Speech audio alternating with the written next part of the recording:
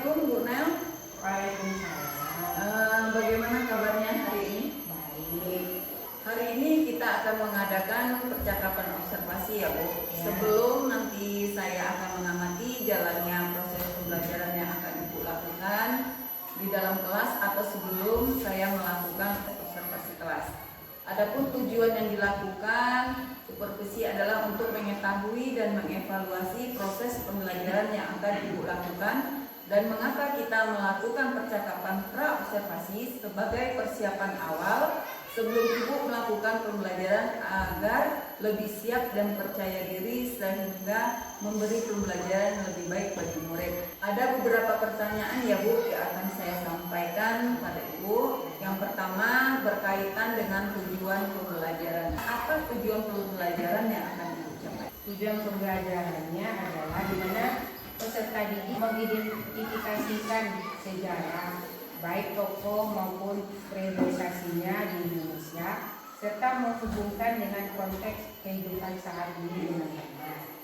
Baik, berarti ada satu tujuan pembelajaran yang ingin Ibu capai. Ya. Nah, bagaimana dengan area pembelajaran yang Ibu capai atau yang ingin Ibu observasi? Area pengembangannya mungkin saya menggunakan dua, yaitu pengetahuan dan keterampilan yang diberikan.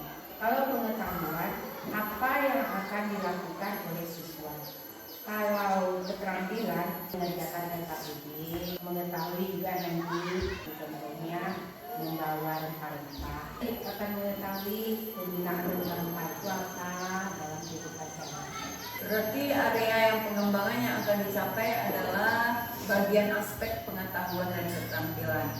Nah, saya mau mendengar Bu, bagaimana rancangan pembelajaran yang ingin Ibu terapkan di dalam kelas atau mungkin dari strategi pembelajarannya, model pembelajarannya atau metode pembelajarannya. Untuk strategi yang saya gunakan adalah pembelajaran berdiferensiasi berdasarkan kesiapan belajar siswa yang diintegrasikan dengan pembelajaran sosial dan emosional.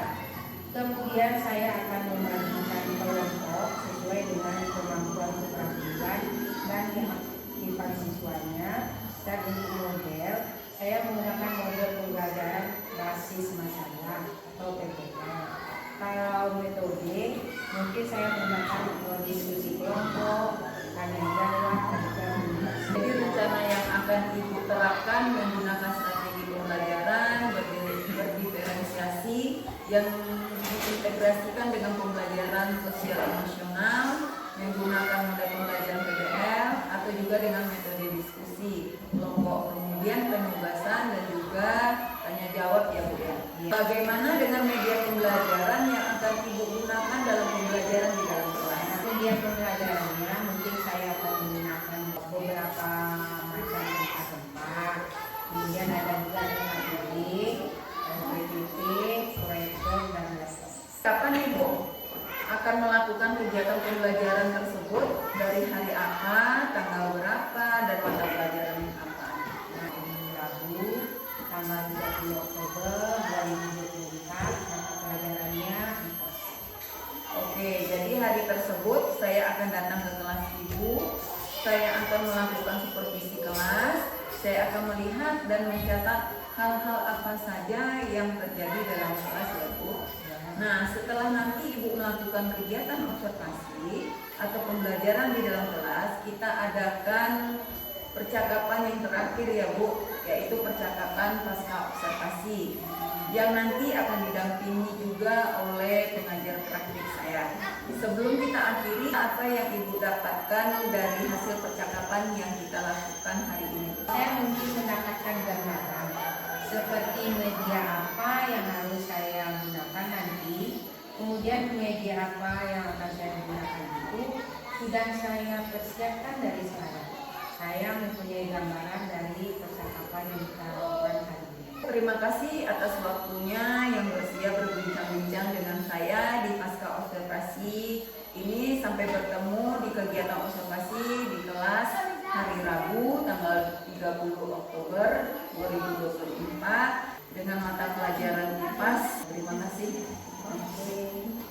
Dengan demikian percakapan kita hari ini, sampai bertemu di kegiatan observasi kelas dan juga percakapan pasca observasi. Waalaikumsalam warahmatullahi wabarakatuh. Siap, gerak, hormat, gerak, tegak, gerak, berdoa mulai. Selamat pagi anak ibu semuanya. Pak, Apa kabar hari ini, sehat? sehat, Bu. Alhamdulillah hadir semuanya ya. Kemarin kita sudah mempelajari tentang kedatangan bangsa-bangsa Eropa ke Indonesia, yaitu khususnya bangsa Portugis. Siapa yang masih ingat? Ini adalah seorang tokoh pejuang negara Indonesia. Siapa yang tahu? Insinyur Soekarno. Ya, Insinyur Soekarno. Tujuan pembelajaran kita hari ini sejarah baik tokoh maupun prestasinya di Indonesia serta menghubungkan dengan konteks kehidupan saat ini dengan benar. Cara apa yang akan kita fokuskan pembelajaran kita hari ini yaitu bangsa Spanyol. Nah, suatu bangsa yang pernah datang ke Indonesia melakukan penjajahan. Kenapa mereka ingin datang ke Indonesia? Untuk apa berdagang? Juga ingin mencari rempah-rempah. Kenapa? Karena rempah-rempah sangat dibutuhkan di negara mereka. Rempah-rempah itu bisa dibikin obat-obatan, bisa dibikin minuman. Sementara harganya di negara-negara Eropa itu sangat mahal. Bangsa-bangsa Eropa itu seperti bangsa Inggris, Belanda, Spanyol melirik Indonesia karena di Indonesia banyak terdapat rempah-rempah. Contoh rempah-rempah jeruk manis, asam, cengkeh, ketumbar. Di Eropa harganya sangat mahal sekali. Nah, oleh sebab itu bangsa Spanyol datang dia ke Indonesia ingin memperoleh rempah. Spanyol itu datang ke Indonesia ada 3, Lord, Gospel, dan Willy. Berdiri dulu semuanya. 1, 2, 3. Tujuan kedatangan Spanyol ke Indonesia. 1. Gol 2. Gosen 3. Glory. Dari yang Aslam baca itu apa kira-kira? Saat bangsa Spanyol datang ke Bengkulu, terdapat persaingan antara kerajaan dan rakyat yang diberi. Gol itu identik mereka dengan mencari kekayaan. Apa itu? Emas. Memperoleh kekayaan dari sana. Karena kalau negara Indonesia, tepatnya di Maluku itu kan banyak rempah-rempah. Kalau dikuasainya rempah-rempah, dia bisa membeli dengan harga yang murah, nanti dijual dengan harga mahal. Monopoli dengan memaksa rakyat Maluku menjual rempah-rempahnya kepada dia dengan harga yang murah. Kemudian kalau gospel, Menyebarkan agama Nasrani. nah, ini ada gambar gereja. Tujuan dia datang ke Indonesia juga ingin menyebarkan agama Nasrani. Kedatangan bangsa Spanyol itu tahun 1521 itu di Maluku pada umumnya mereka beragama masukkan agama Nasrani. Glory, kejayaan. Mereka mencari kehanuman lama. Jadi kalau berhasil menguasai daerah kuasainya, nama negaranya terkenal. Berhasil dia menang menguasai suatu negara. Bagaimana reaksi masyarakat saat kedatangan bangsa Spanyol ke Indonesia? Nah, sekarang ini kamu dibagi lah ya, bagi aja 2 kelompok. Reaksi masyarakat saat kedatangan bangsa Spanyol di Indonesia. Merasa tertolong, Rasa? merasa terbantu. Nah, ini 2 kelompok ini apa rasanya? Karena pertama bangsa Inggris menolong bangsa Ternate, kalau Spanyol menolong bangsa Tidore. Karena itu merasa terbantu oleh bangsa-bangsa Eropa. Tepuk tangan untuk Aslam dulu. Portugis dengan Spanyol terjadi apa? Persaingan. Ada pertanyaan dulu nak sampai di situ? Spanyol itu di bawah pimpinan Delcano. Pertamanya mereka diterima baik oleh masyarakat dan dijadikan sekutu oleh kerajaan Tidore. Kerajaan Tidore saat itu kan sedang bermusuhan dengan Ternate. Ternate dibantu oleh Portugis, Tidore kedatangan Spanyol. Nah, mereka menerima baik kedatangan masyarakat bangsa Spanyol. Mereka merasa tersaingi. Tulis nanti sebentar dikasih lagi waktu memperhatikan Salonka. Coba Aslam, boleh Aslam tulis ke depan. Mengatasi mual, meningkatkan kekebalan tubuh. Ini apa nih? Asam kandis, Ya, menjaga asam kandis. kesehatan jantung, mencegah dan melawan kanker. Kita mempelajari tadi, bisa kamu sampaikan. Badik dulu. Latar belakang bangsa Spanyol. 1. Gol, mencari kekayaan. 2. Glory, mencari kejayaan. 3. Gospel, menyebarkan agama Nasrani. Dia mendatangkan bangsa Spanyol ke Indonesia untuk melakukan perdagangan. Lalu ingin menguasai daerah Indonesia. Kekayaan alamnya, letaknya yang strategis. Apa saja sumber daya alam Indonesia menjadi incaran negara lain? Tadi baru lupa. Apa potensi yang bisa dikembangkan di Indonesia sebagai negara penghasil rempah-rempah, minyak cengkeh misalnya.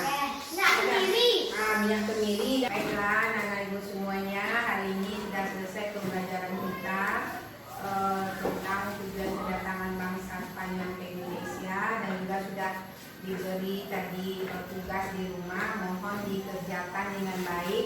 Ada yang mau bertanya lagi? Jadi dengan Assalamualaikum warahmatullahi wabarakatuh. Warahmatullahi wabarakatuh. Berjumpa kembali dengan percakapan pasca observasi. Saya Yudinati DJ, CGP Angkatan 11 dari SDN Kubang Tengah, Kota Solo.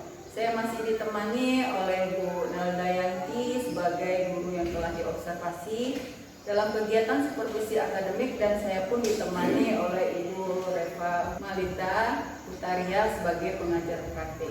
Assalamualaikum Bu Dede dan Bu Nel, bagaimana kabarnya hari ini? Kabarnya baik. Dalam percakapan pasca observasi ini, saya akan memberikan pertanyaan-pertanyaan kepada Ibu terkait dengan jalannya observasi kelas yang sudah Ibu lakukan dengan tujuan untuk mengevaluasi sejauh mana proses pembelajaran yang sudah Ibu lakukan. Untuk pertanyaan yang pertama, bagaimana perasaan Ibu terkait jalannya observasi yang telah Ibu lakukan di kelas yang sudah berlangsung? Ya, awal-awalnya tapi setelah dijalani akhirnya berjalan dengan baik. Alhamdulillah ya Bu ya, sudah berjalan dengan baik. Bisa ceritakan kembali Bu area pengembangan yang Ibu lakukan di dalam kelas, kemudian langkah-langkah atau tahapan-tahapan pembelajaran apa yang telah Ibu lakukan di dalam kelas. Jadi untuk area pengetahuannya, siswa itu sudah bisa menjelaskan tujuan kedatangan bangsa Batak ke Indonesia, khususnya bangsa Spanyol. Kemudian kalau area keterampilannya, anak-anak itu sudah bisa membuat gambar buah-buah dan disebut macam-macam rempah dan juga manfaat. Jadi area pengembangan berkaitan dengan pengetahuan dan keterampilan. Nah, menurut Ibu, sejauh mana area pengembangan yang sudah Ibu sampaikan tadi, apakah sudah berhasil dilakukan di dalam kelas atau tidak? Kalau menurut saya, alhamdulillah sudah berjalan dengan baik. Tapi namanya manusia tentu ada kekurangan, jadi mungkin masih ada yang perlu ditingkatkan. Berarti Ibu sudah ada berjalan dengan baik, sudah sesuai, tapi masih ada kekurangan. Nah, menurut Ibu, apa sih kekurangan atau mungkin kendala-kendala dalam proses pembelajaran yang Ibu lakukan di dalam kelas? Kekurangan dan hambatan itu tentunya dialami juga oleh guru-guru lain gitu ya, Bu. karena gini masih ada beberapa siswa yang tidak ingin terlibat dalam kegiatan belajar. Artinya siswa itu kurang aktif. Berarti ada beberapa siswa yang kurang aktif, tidak terlibat, mungkin hanya mengandalkan teman seperti itu, Bu. Ya, betul. Mengapa hal itu bisa terjadi, Bu? Dan mengapa mereka kurang aktif dan tidak mau terlibat dalam diskusi? Apa contohnya? Dalam pembagian kelompok mungkin ya, pendekatan yang dilakukan kurang sesuai dengan minat belajar anak. Mungkin ada gaya belajar anak itu yang visual, ada yang auditory atau kinestetik, sehingga anak yang tidak sesuai dengan gayanya itu dia kurang nyaman dalam pembelajaran. Berarti itu rencana kegiatan yang akan Ibu lakukan pada saat proses pembelajaran nantinya, di mana Ibu akan menyesuaikan dengan kenyamanan pada peserta didik kita, menggunakan gaya belajar mereka masing-masing. Ada yang menggunakan gaya belajar yang visual, auditory, dan kinestetik. Mudah-mudahan apa yang akan Ibu rencanakan akan dapat terrealisasi dan memberikan proses pembelajaran yang lebih baik lagi dari pembelajaran yang kemarin. Oke, Bu, saya tunggu cerita-cerita Ibu nanti apakah bisa direalisasikan. Kapan Ibu akan melakukan perubahan dengan rencana yang akan Ibu sampaikan tadi? Waktunya yang tepat itu belum bisa saya tentukan, tapi saya insya Allah berjanji akan melakukan secepat mungkin. Oke, dilakukan secepat mungkin. Baik, Bu, terima kasih atas jawabannya. Ya, sama-sama. Mudah-mudahan apa yang Ibu rencanakan akan secepatnya direalisasikan. Untuk selanjutnya saya berikan kesempatan kepada Ibu Reva Maisa Hitaria sebagai pengajar praktik untuk memberikan umpan balik atau tanggapan terkait dengan jalannya kegiatan percakapan pasca observasi atau kegiatan observasi kelas. Oke, terima kasih Ibu Uli. Juga terima kasih kepada Ibu Nel melakukan praktek pembelajaran. Dari hasil yang saya perhatikan tadi, prinsip coaching itu ada pertama kemitraan yang setara, lalu ada proses kreatifnya, lalu memaksimalkan potensi kemitraan. Dari yang saya lihat tadi, alhamdulillah Ibu Uli sudah menunjukkan kemitraan setara dalam arti kata. Dari pertanyaan yang Ibu Uli berikan itu menjelaskan tujuan dari melaksanakan coaching tersebut. Lalu Bu Uli juga sudah melakukan proses kreatif, ada percakapan dua arah dilakukan dalam dialog ini. Lalu pertanyaan digunakan merupakan pertanyaan yang menggali sebagai coach yang akan dikembangkan nantinya.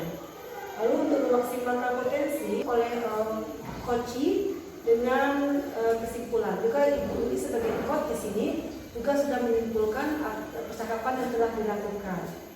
Jadi alhamdulillah proses semua prinsip coaching sudah dilaksanakan dengan baik. Mungkin itu aja yang bisa diberikan. Terima kasih. Assalamualaikum warahmatullahi wabarakatuh. Demikian percakapan kita hari ini, sampai bertemu di lain kesempatan dan juga percakapan pasca observasi. Assalamualaikum warahmatullahi wabarakatuh.